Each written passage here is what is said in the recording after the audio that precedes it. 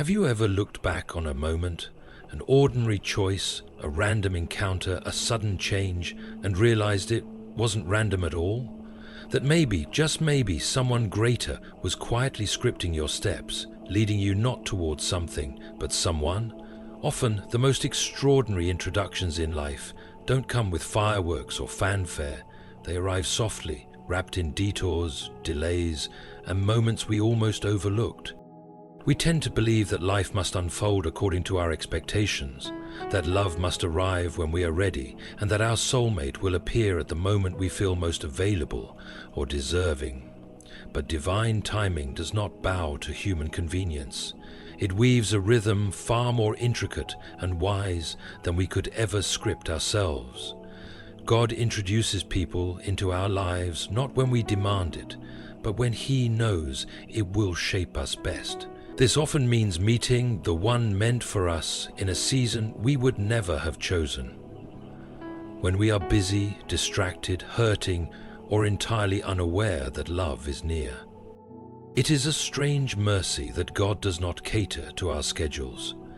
We may long for companionship, prepare ourselves with intentionality and pray earnestly, only to find silence. And then, in an hour when we have let go of striving, someone appears, not announced by signs in the sky, but by simple presence. Perhaps you are in the middle of healing from disappointment. Perhaps you are learning who you are without the need for validation. Perhaps your focus is not on finding someone, but on becoming someone. These are the moments when heaven often moves quietly, without fanfare, placing two lives on a path that converges not by planning, but by providence. When we are focused on control, we often miss the subtle fingerprints of divine timing. We look for answers in our watches and calendars, forgetting that love is a story, not a deadline. God is not late. He is not unaware of your longing or indifferent to your waiting. He is simply writing a better narrative than you are capable of imagining. This means that your soulmate might appear while you're pursuing something else entirely. Perhaps you are developing a skill, responding to a call, moving to a new city, or simply learning to enjoy solitude. It is here, within the current of your becoming, that God often allows your paths to cross. There is a certain grace in not realizing what is happening at first. You may meet the person and think nothing of it. A casual introduction, a shared interest, a brief conversation. No lightning bolts or divine declarations. But slowly, over time, what seemed ordinary begins to carry weight. You discover alignment in values, in pace, in spirit.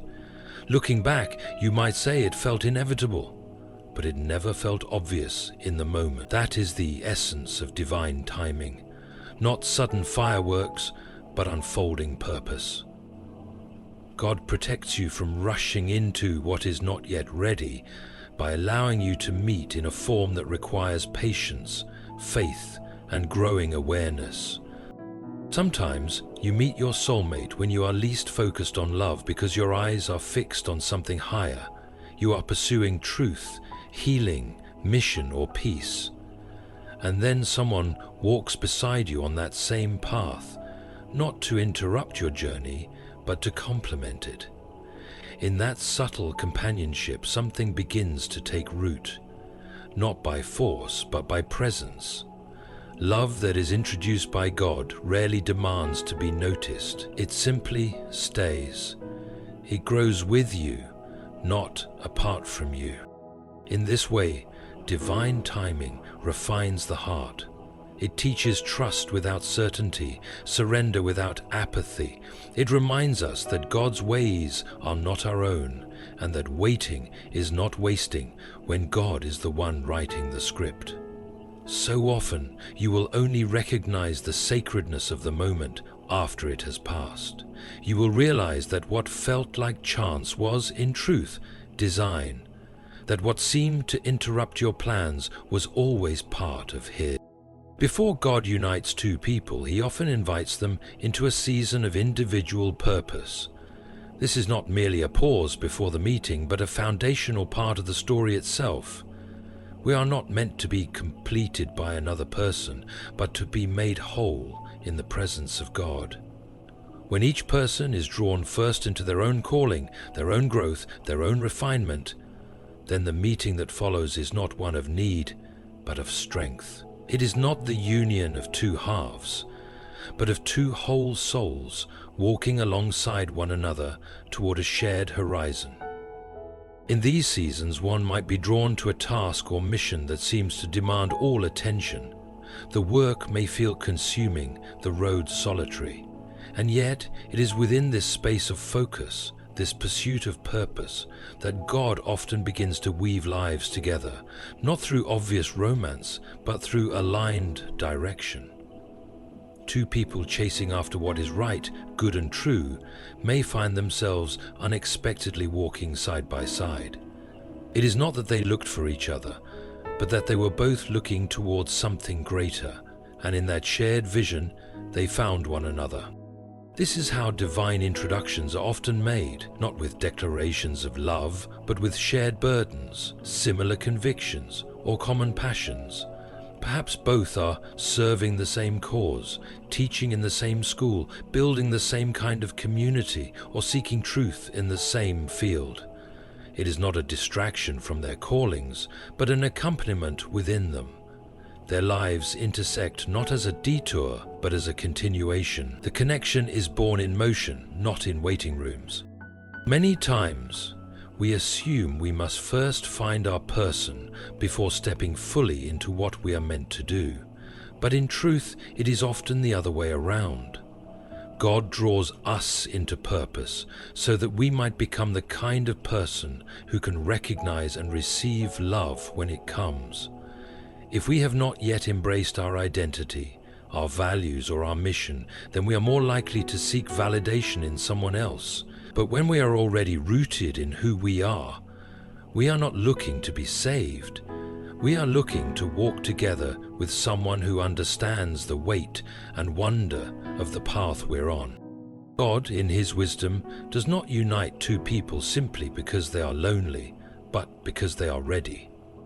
Readiness is not marked by how much we desire a relationship, but by how much we have grown into our own. The man or woman who has walked with God alone, who has faced challenges, built character, and learned contentment, is not only more discerning, they are more generous. They are not clinging to a soulmate as a solution, but offering themselves as a gift. This is why many do not realize they've met their soulmate until later. The introduction happened in the midst of mission, not in the pursuit of romance. The heart was occupied with something higher, and the connection unfolded in the context of shared purpose. Only in hindsight do they realize that love was present even before it had a name. It was there in the way they worked side by side, listened to one another, or showed up consistently over time. Purpose carves out space for meaningful love. It ensures that when love arrives, it does not disrupt the journey, but deepens it. God, in His carefulness, often introduces soulmates in the form of fellow laborers, people on parallel paths, carrying similar dreams, committed to the same truths. They may not realize what is happening at first, but eventually they see this was never an interruption. It was always part of the plan. One of the most intriguing ways God introduces soulmates is through the quiet thread of unseen familiarity. It is the kind of knowing that doesn't shout, doesn't dazzle, and doesn't rush. It unfolds gently, without explanation, without any dramatic announcement that something sacred has begun. Often, it begins with an ordinary moment. A mutual friend, a shared event, a repeated encounter that seems so natural you barely take notice. Yet, in these seemingly minor connections, a deeper story is already being written. The path to your soulmate may not be paved with grand gestures or instant chemistry, but with soft echoes of recognition. You meet someone, perhaps briefly, and forget about them, then they appear again. A conversation, a laugh, a small act of kindness, nothing extraordinary, yet something quietly persistent. You cross paths once more, maybe months later or years down the line, without realizing that God is slowly familiarizing your soul with theirs. It's not coincidence, it's choreography. You are being introduced through the rhythm of repetition, through moments that seem forgettable, until they begin to form a pattern. In this quiet weaving of lives, God is preparing the heart. He does not force recognition before it's time. Sometimes you're not emotionally ready. Sometimes your attention is elsewhere. Sometimes the timing would only distort what was meant to flourish later. So, instead of revealing everything at once, God allows your soul to gently collect fragments of someone else, memories, impressions, a sense of comfort or curiosity, until you are able to see clearly. Familiarity builds slowly, through shared places, mutual people, or recurring involvement in one another's lives. You may find yourself thinking, I've met this person before. Even when you don't remember when or how, that sense of comfort, of ease, is not illusion. It is the grace of divine preparation. What is especially profound about this kind of introduction is that it bypasses the pressure of performance. You are not striving to impress or manipulate the connection, because you are not even fully aware of what it is becoming. You are simply being yourself, living your life, engaging with someone who just happens to be there, again and again. There is safety in that slowness. There is freedom in not knowing too soon. It allows trust to form naturally. It gives space for mutual observation, for small choices to show big character. In many stories, this kind of familiarity builds through friendship. You know this person as someone kind, consistent, reliable. You begin to notice how they treat others, how they speak in difficult moments, how they carry themselves. The familiarity is not just with their face or voice, but with their spirit. There's a resonance, a quiet recognition that they fit into your world without effort. Not because you designed it that way, but because the pieces already aligned. When love finally does emerge, it feels less like a surprise and more like a realization. You don't feel as though you've discovered someone entirely new, but as though you've finally seen what was there all along. That is the beauty of familiarity, crafted by God. It doesn't crash into your life, it grows into it. It roots itself gently over time through interactions that seem small but carry the fingerprints of something larger. You come to see that nothing was accidental. The meetings, the pauses, the reappearances, they were all chapters in a story that was already being written beneath the surface. So many miss this kind of divine introduction because they are looking for something louder, but God often speaks through quiet repetition, through the ordinary rhythms of life, drawing two people closer through 1,000 unnoticed threads. And when they finally come together, it will feel as if they've always known each other, not because they rushed into love, but because love had been growing unnoticed all along. When God is preparing you for your soulmate, He rarely begins with the relationship itself. He begins with you. He shapes the inner life long before He writes the shared one. The world might suggest that love begins with attraction or compatibility, but divine introductions often begin in places that are far less romantic. Seasons of growth, correction, endurance, and trust. These seasons do not always feel like preparation for love. They may feel more like isolation or struggle, but they are in truth God's way of preparing a heart that can receive and sustain the weight of a relationship crafted by His hand. Maturity does not come by accident. It is formed through experience, through choices, through the quiet acceptance of things we cannot control. When God brings someone into your life, He often intends for that relationship to reflect His character. steady, faithful, enduring. And for that kind of love to exist, the people involved must be capable of bearing it. So before the meeting, there is usually a refining. You are called to examine your expectations, to let go of illusions, to learn patience, forgiveness, humility. These lessons don't always arrive through romance. Sometimes they come through heartache, disappointment, or simply being alone long enough to know who you truly are. This process is gentle but serious.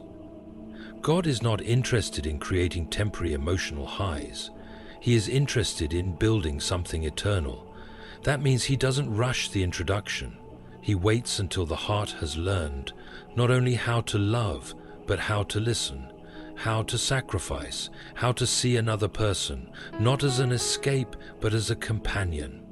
When you are becoming more concerned with being the right person than finding the right person, you begin to walk the path of readiness. The soul that has been strengthened in secret is often the one most ready to recognize what is sacred when it finally arrives. Interestingly, many people meet their soulmate during a time when they are focused on their own growth, not on love. They might be healing from wounds that taught them the difference between fantasy and faithfulness. They might be building a life rooted in integrity and service. They might be learning to enjoy solitude and peace. And then, without any warning, someone walks into their story, not to complete them, but to complement the person they've become. This is not because the relationship is meant to fix something broken, but because both hearts are already being made whole. This is why the beginning of a soulmate connection often requires discernment. It might not come with fireworks or overwhelming emotion. It might arrive in the form of a friendship, a shared project, or a quiet companionship. At first, the heart that has been growing will not be eager to leap. It will be cautious, thoughtful, aware of its value. But slowly, something deeper will awaken. Not infatuation, but peace. Not urgency, but assurance. Because the soul has learned how to be still, how to trust, how to wait without fear. And so, when the other soul appears, also shaped, also softened by time and truth, they find each other not by force, but by quiet recognition. The meeting is not a reward for endurance, but a continuation of growth.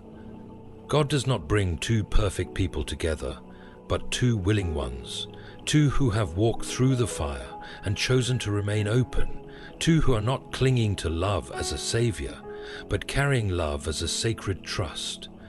Inner growth teaches us that relationships are not made great by intensity, but by intentionality. And when both hearts have been prepared by God, the connection doesn't demand to be believed. It simply proves itself, day by day, in small, holy ways. God often introduces you to your soulmate through your brokenness, not despite it. We are taught to believe that love arrives when everything is tidy, when we are healed, when we are our best selves. But grace doesn't wait for perfection. It enters the cracks, the mess, the moments where we feel most unworthy. In fact, it is often in these raw places of weakness and need that God begins to prepare two souls for one another. It is through the very things we wish to hide, our wounds, our doubts, our disappointments, that He does some of His most precise and loving work. You may find yourself in a season of mourning, the death of a dream, the loss of a relationship, the crumbling of self-made plans.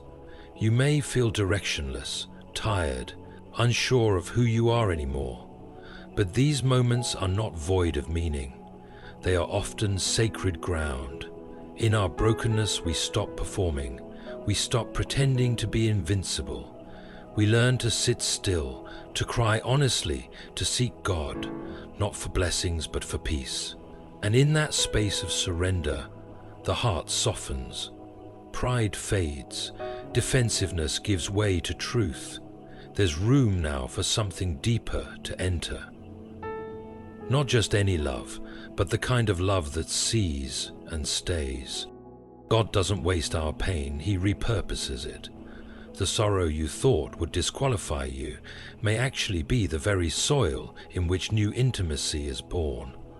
Because when two people meet in their brokenness, there is no pretense.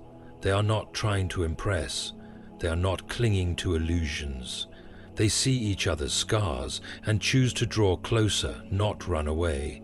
And that choice, the choice to love without illusions, without masks, is the beginning of something real.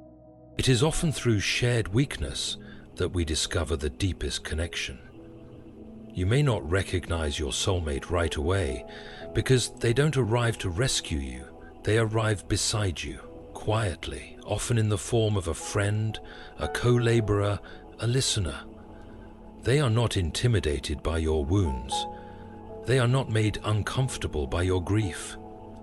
They meet you in it, not to fix you, but to walk with you through it. And in that walking, something grows. Compassion, trust, respect. A love not built on idealism, but on the sacred truth that both have suffered and survived. When you begin to see love as something forged in fire, rather than something stumbled into in perfection, you begin to understand how God works. He is not afraid of broken places. In fact, He often does His most beautiful introductions there, because it is in the breaking that we become real. It is in the absence of performance that we become visible, and it is in that visibility that two souls can finally recognize one another, not for what they do, but for who they are. This kind of divine connection does not erase the past, it honors it.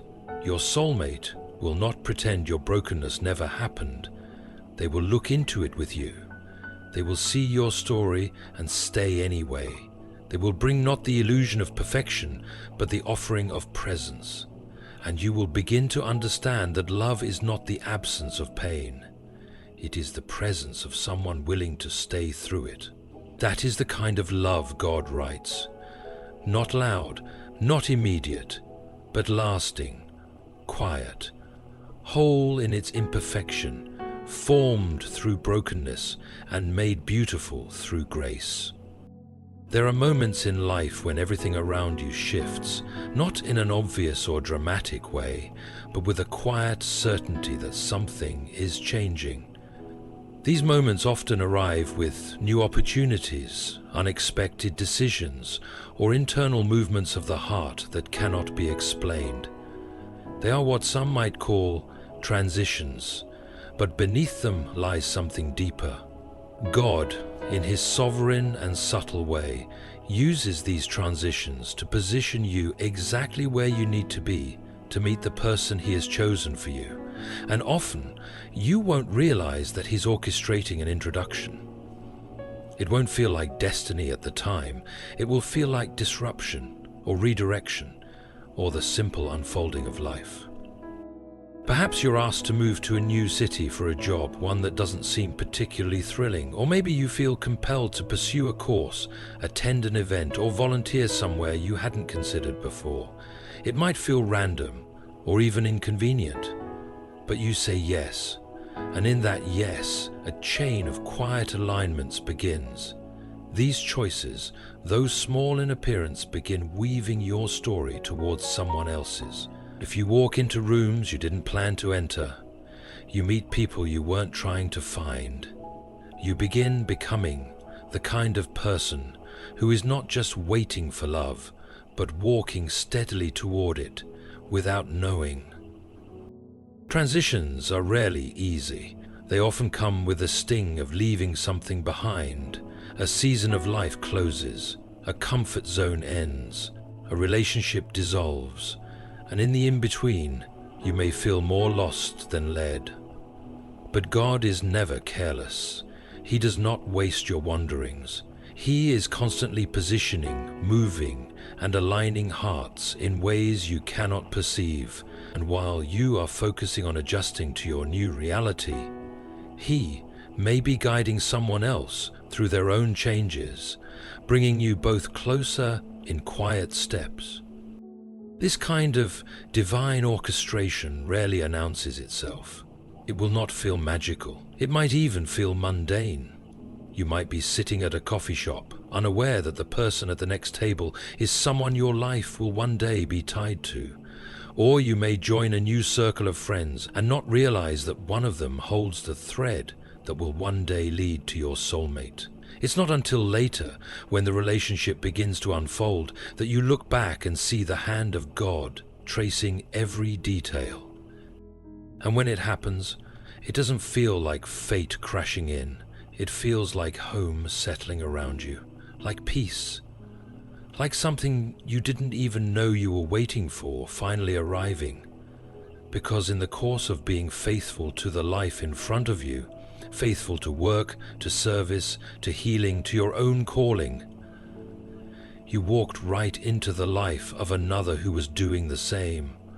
You were both being moved, shaped, and led in ways that seemed disconnected, but weren't. God doesn't introduce soulmates through chaos or manipulation. He introduces them through order hidden inside what appears to be disruption. He leads through love, not force, through providence, not pressure. And his way of bringing two people together is often wrapped in seasons that make no sense at first. But looking back, you begin to see the line connecting every step. The job you didn't want, the city you didn't choose, the loss that made room for something new. These moments become the backdrop to a meeting written not in haste, but in eternity. So when your life feels like it's shifting beneath your feet, when everything feels uncertain or unsettled, do not assume you are lost. You might just be walking the very path that leads you to the person your soul has been praying for. God's introductions often come through detours, not direct lines. And when the timing is right, you will see that every step, every change, every unexpected turn was not random. It was the way love was always meant to find you. In the quiet spaces where plans fall apart, where the unexpected interrupts our neatly drawn paths, and where growth rises from the ashes of old seasons, God is weaving a story far greater than our own. His introductions are not always marked by lightning bolts or grand signs, but by slow, sacred alignments, moments of change, seasons of healing, shared brokenness, and inner transformation. We may not recognize the orchestration while we're living it, but when our soul finally meets its companion, the past begins to make sense. Every detour was direction, every delay was protection, and every shift was preparation. God does not rush love, he roots it. And when he brings two prepared hearts together, it's not for rescue or completion, but for purpose and partnership. In his timing and in his way, love arrives. Not loudly, but clearly, not dramatically, but undeniably. And we realize that what seemed like coincidence was always a divine introduction in disguise.